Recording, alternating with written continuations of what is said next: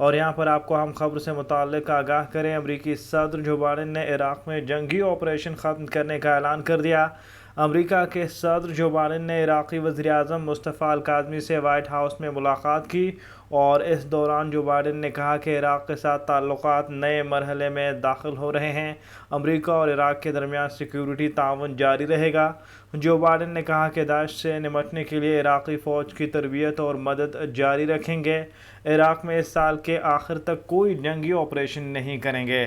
امریکی صدر نے مزید کہا کہ امریکہ اور عراق کے درمیان اسٹریٹجک شراکت داری ہے اور امریکہ نے عراق کی مدد کی ہے۔ اب ہم مل کر داعش سے لڑیں گے اور شکست دیں گے۔ اس موقع پر عراق کے وزیر اعظم نے کہا کہ آج ہمارے امریکہ سے تعلقات ماضی سے زیادہ مضبوط ہیں۔ اہم خبر ہے جس سے متعلق اس وقت آپ کو آگاہ کر رہے ہیں۔ امریکی صدر جو بائیڈن نے عراق میں جنگی آپریشن ختم کرنے کا اعلان کر دیا۔